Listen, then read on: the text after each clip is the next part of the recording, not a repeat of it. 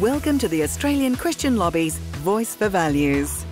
Welcome to Voice for Values. I'm Martyn Iles. When we look for lessons on what concerns we might have about religious freedom going into the future, Canada is an excellent place to start. Trinity Western University is symptomatic of a number of concerns in Canada and a number of concerning legal developments. And so to discuss those today, particularly in light of the Ruddock Review into Religious Freedom as the government formulates its policy response on religious freedom matters here in Australia, I'm going to speak again to Derek Ross, the Executive Director of the Christian Legal Fellowship of Canada, about some more cases. Derek, welcome to the program. Derek, the case of Trinity Western University. Now, that didn't happen in an environment where religious freedom was really well respected, or it didn't happen where we had a Supreme Court that really respected religious freedom. It seems to me that there must have been things, other pressure points in Canada around the freedom of Christians and other faith groups to live out their beliefs. There must have been pressure points already emerging. And I'd like to run into some of those discussions now. Trinity Western says that if you run a Christian institution like a university and you want to set up a law school, and the Law Society says that, you cannot have a law school with a Christian ethos, then that's fine. And so there's a problem with freedom of association there. There's a problem with freedom of religion. There's a problem potentially for all Christian institutions, particularly educational institutions going forward.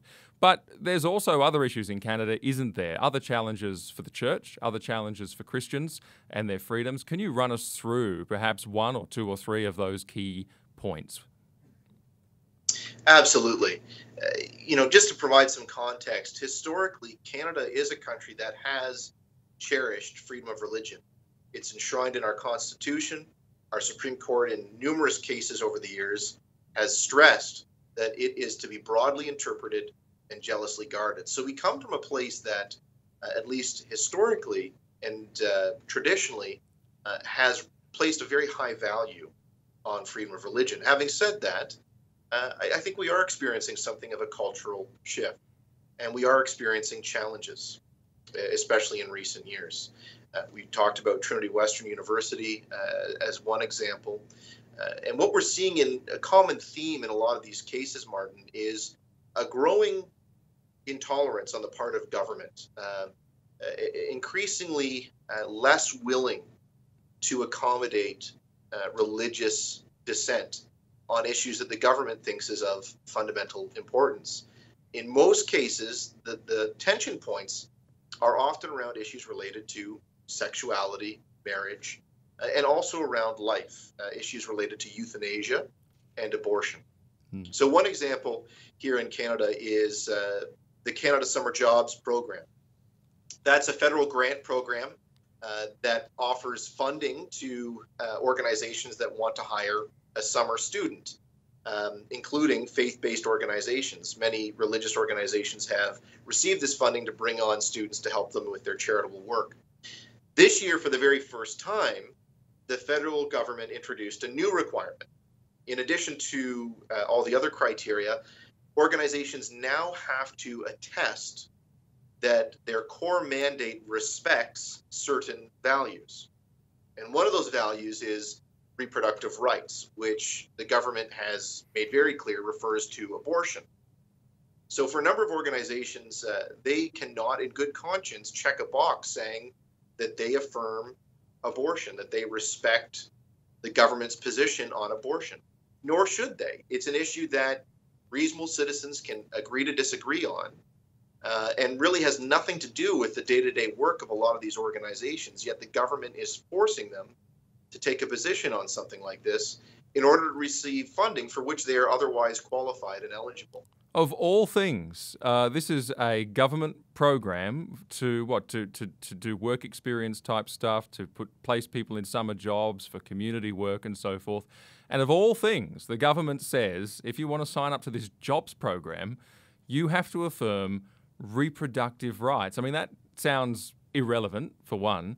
And so therefore it sounds like it is actually specifically targeting Christian groups. Is there any other way to see that kind of requirement? No, I mean, I think that's fair. There are other religious communities that adhere to similar views on abortion, though. So it's not sure religious communities. Yes, yeah, that's right. To give some context, this seemed to be targeted at specific groups that were engaged in pro-life advocacy that had received funding, and the government was trying to shut that down. But in doing so, they are now not just shutting down groups that specifically engage in pro-life advocacy, but organizations that really don't do any advocacy on the issue, but just have their own religious beliefs on the matter. Churches, refugee camps, refugee resettlement organizations, summer camps, soup kitchens, all these organizations that do wonderful work are being denied much needed funding because they don't agree with the government on abortion. So that's an issue currently challenging. So we've got an issue here where essentially the government is mandating a line on life issues, on SOGI issues, and one of the concerns is that if you don't sign up to the government's view of these things, then there could actually be discrimination at the hands of the government. Now, this is important because if we're looking at religious freedoms in Australia, one of the things we therefore should be thoughtful about into the future is whether or not the government can discriminate against individuals or groups in terms of, say, discretionary funding grants that they give or in terms of special privileges that they give. I mean, that's all very significant stuff. Derek, I want to leave that there, and I'm going to come back. We're going to talk about, I hope, some issues around conscience in Canada right after the break. Voice for Values at acl.org.au. Can I turn for a moment to the issue of conscience? I mean, what's the situation with freedom of conscience in Australia, in Canada? Because very often we see policy changes, say euthanasia. That's something that's coming up in Victoria here, and there's a push on in most other states to have that legislated. Or there is also, you mentioned the other life issues in general. There's abortion, whether or not you can conscientiously object in relation to abortion. What is the current situation with the law around those issues of conscience in Canada? Are there concerns?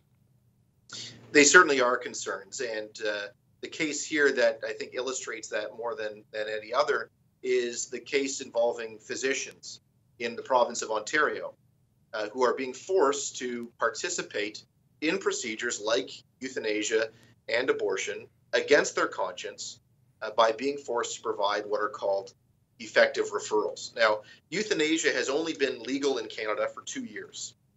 Immediately after our parliament passed a law legalizing euthanasia, the College of Physicians in the province of Ontario, that's the doctor's regulatory body, passed a new policy saying that physicians did not have to themselves directly perform euthanasia, but if they were unwilling to do so and a patient requested it, then they would have to facilitate the process by taking certain active steps to find another physician who is willing to do it, to transfer the patient to that physician. So for those physicians, and it's especially Christian physicians who are of the view that euthanasia is unethical, morally wrong, not in their patient's best interest, for them to just transfer them to another physician who they know is available and willing to perform euthanasia, they feel complicit in that act. They feel just as complicit as if they were doing it themselves. So, and the same is true of abortion as well. At the same time that this new policy was passed, it applied not just to euthanasia, but to abortion. Abortion has been available in Canada for decades. There's never been any evidence that anyone has been denied access to abortion because of a conscientious objection of their physician. There are other ways. We have telehealth, which is a phone line that patients can call. Every other province in the country, in Canada, has found alternative ways to accommodate physicians' conscientious objections, but Ontario won't do it. We were involved. Christian Legal Fellowship was one of the organizations involved. We intervened to challenge this policy and argued that it violates freedom of conscience, freedom of religion. The court heard the case here in Ontario, agreed with us. The court agreed that this did violate religious freedom, but they said that that violation was justified in order to enhance access to these services for patients. So patient autonomy, it seems, trumps physicians' autonomy.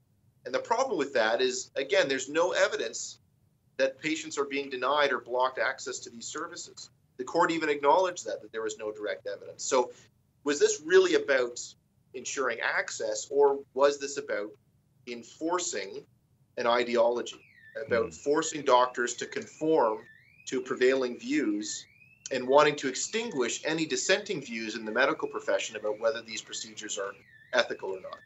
Well, the incredible thing to me, Derek, is that these issues, these cases are coming out the way that they are in Canada, which is a jurisdiction where you actually have a Bill of Rights, for example, and you have religious freedom, freedom of conscience, literally enshrined in law. And so when you mount these cases or you intervene in these cases, you can point to legislation in Canada where those rights are specifically spelled out, and yet there's quite a number of key losses around freedom of conscience and freedom of religion. We've just mentioned a few today, and there's more. In Australia, by comparison, we don't have that. We don't have a Bill of Rights. We don't have freedom of religion written down in law in a way that's particularly effective anywhere in the country. So what would be your comments on that in terms of the challenges that you're facing now? Are those legislative protections absolutely essential going into the future? I think they are absolutely essential. I think it is important to have those protections. And we focused on a lot on our losses. We have had some victories, and those victories have been possible because of the laws that we have that explicitly protect freedom of religion and freedom of conscience. So I think that is essential. But that's not the complete solution for the very reasons that you've identified. You also need to be working culturally and working to help people understand why religious freedom is a social good, it contributes to the common good, even for those that don't agree with you, even those that don't share our Christian beliefs or any religious beliefs.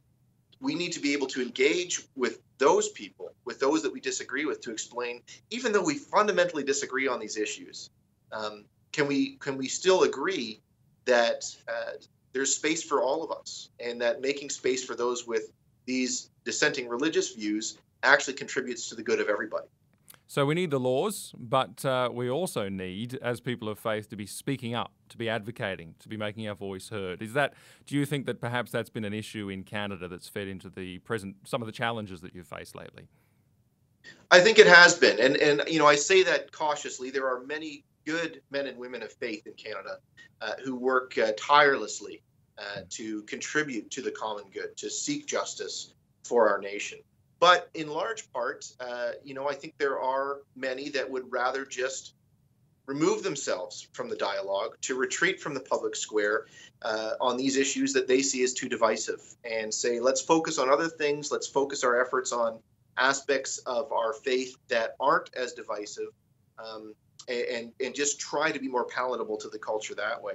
The problem with that is we start picking and choosing which aspects of our theology are important.